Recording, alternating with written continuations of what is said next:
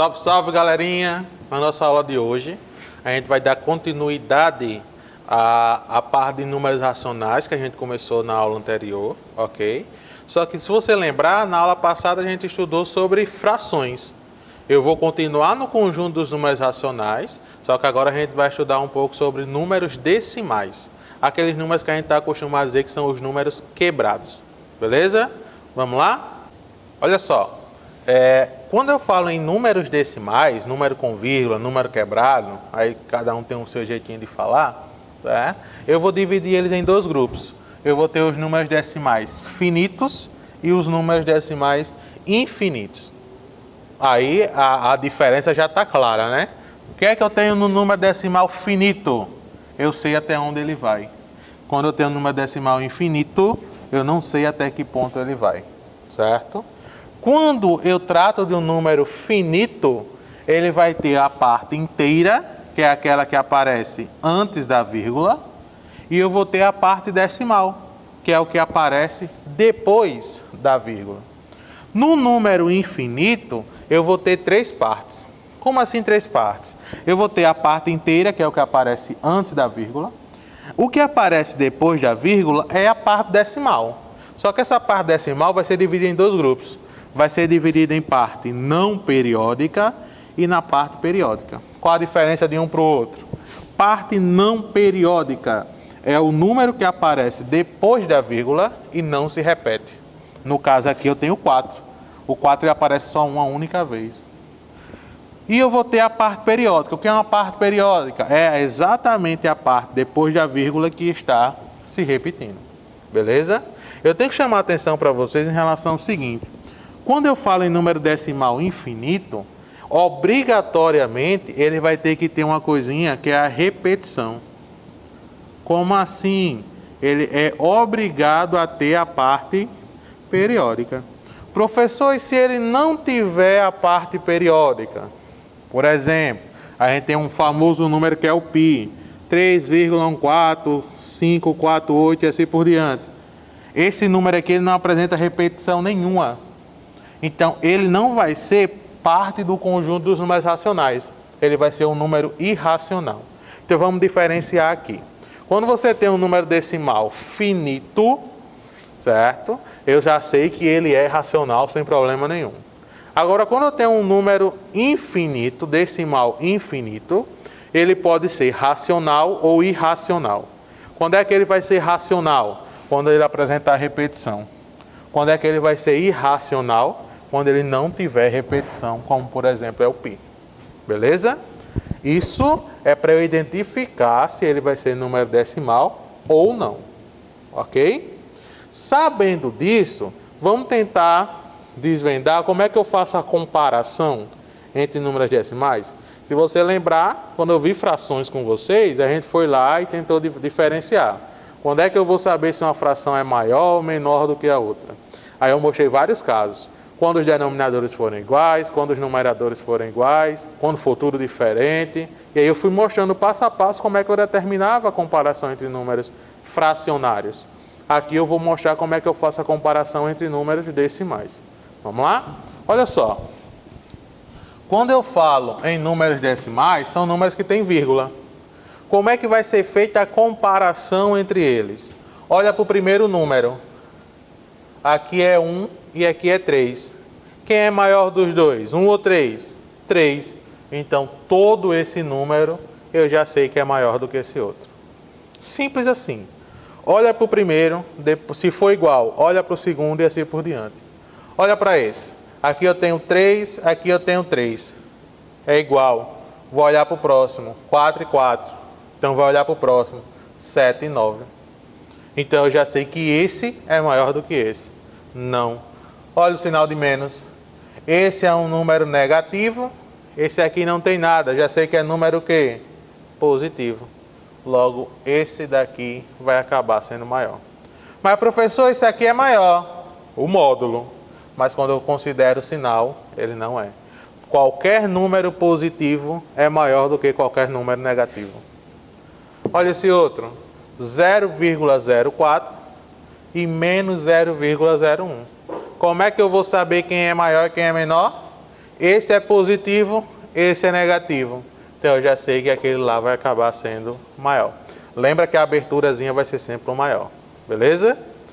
Pessoal, isso aqui é para a gente poder se familiarizar. Vocês já viram esses números decimais lá no 6º ano. Vou repetir o mesmo recado que eu dei para vocês quando a gente está estudando frações. Nosso objetivo aqui é revisar esses números e acrescentar o danadinho desses sinais, certo? Então vamos para as operações? Nas operações, eu mostrei aqui primeiro a adição e a subtração. Como é que eu vou fazer essa adição e subtração?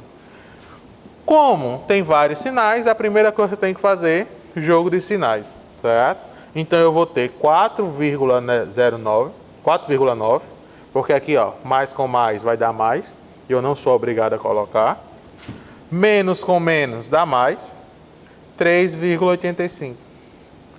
Para eu armar isso daqui, vamos lembrar, a única regrinha que eu tenho para adição e subtração é vírgula abaixo de vírgula. Então eu vou ter que ter, ó, 4,9 mais 3,85. Professor, ficou sem nada? Complemento com 0. Então eu vou ter, ó, 0 mais 5, 5. 9 mais 8, 17. 1 mais 4, 5. 5 mais 3, 8. E eu tenho aqui 8,75. Essa vai ser a minha resposta. Easy, easy, não é não? Vamos para as próximas operações? Olha só, dando continuidade a essas operações, vamos revisar aqui como é que eu faço a multiplicação, divisão, potenciação e radiciação, ok? Lembrando que tudo isso não passa de uma revisão dessas operações e aí cabe a cada um correr atrás para revisar, fazer exercício e assim por diante, beleza? Olha só, quando eu falo na multiplicação, eu esqueço a regrinha que eu tenho lá na adição e subtração. Eu não preciso deixar aqui vírgula abaixo de vírgula. Eu vou resolver normal, como se não tivesse vírgula nenhum. Então eu vou armar minha continha aqui, por exemplo, 3,82 vezes 4,5. Ó, pode prestar atenção que não tem mais esse negócio de vírgula abaixo de vírgula. E eu vou resolver, certo?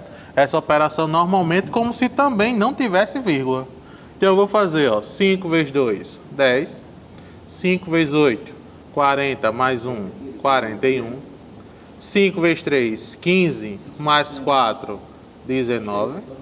Agora eu vou fazer com o 4, esqueça a vírgula. 4 vezes 2, 8. 4 vezes 8, aí você vai ter aqui 32. 4 vezes 3, 12. Mais 3, 15. Resolvi a conta inteira sem me preocupar com a vírgula. Desce o 0. 1 mais 8, 9. 9 mais 2, 11. 1 mais 1, 2. 2 mais 5, 7. E desce 1. Resolvi a conta inteira sem ligar para a vírgula. Aí agora eu vou me preocupar. Quantos números eu tenho depois da vírgula? Aqui eu tenho 2 e 1 aqui, 3. Então meu resultado também vai ter que ter 3. Então contando, ó, de trás para frente, a vírgula vai ficar aqui. Então o resultado dessa minha operação é 17,19. Esse zero aqui ele não é mais necessário. Ok? E agora faz um joguinho de sinal. Mais com menos, menos. Beleza? Terminei a minha continha de multiplicação. Show? Para divisão, eu vou ter que me preocupar em igualar as casas decimais. Como assim? Aqui eu tenho que dividir 4,8 por 2. Como é que eu vou proceder em relação a isso? Pessoal, nesse aqui eu tenho um número depois da vírgula. Nesse aqui eu não tenho nenhum número depois da vírgula. Lembrando que a vírgula está no final. O que é que eu vou fazer? Acrescento um 0 e a vírgula desaparece. Ah, professor, mas o senhor está dividindo 4,8 por 2, é só ver qual é a metade. Mas a partir de uma continha fácil, a gente aprende a fazer a difícil. Ok? Aí agora eu tenho 48 dividido por 20. Isso aqui vai me dar 2. 2 vezes 20, 40. Sobrou 8. O que é que eu vou ter que fazer aqui agora? Não dá para dividir, vem um 0 e a vírgula. 80 dividido por 20, 4. 4 vezes 20, 80. Facinho, facinho, facinho. Show? Vamos para a potenciação?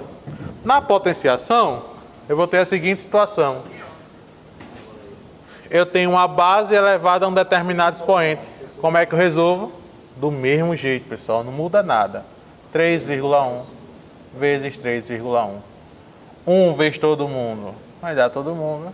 3 vezes 1, 3. 3 vezes 3, 9. 9, 6, 1, 2 números depois da vírgula. Então, meu resultado aqui, ó, 9,61. Ok? Na rateação, eu vou ter que descobrir a raiz quadrada de 1,44. Aqui você vai perceber que é 1,2. Dica: não tem dois números depois da vírgula, significa que meu resultado só vai ter 1. Se aqui tivesse 4 números depois da vírgula, meu resultado ia ter que ter 2. E assim por diante. O resultado vai ter sempre metade de números depois da vírgula do que tem aqui o radicando. Beleza, pessoal? Olha só, rapidinho, só para a gente poder revisar isso tudo, ok? Vocês vão correr lá no Google Sala de Aula para tirar qualquer dúvida e resolver a atividade que eu coloquei lá para vocês. Um abraço e até a próxima.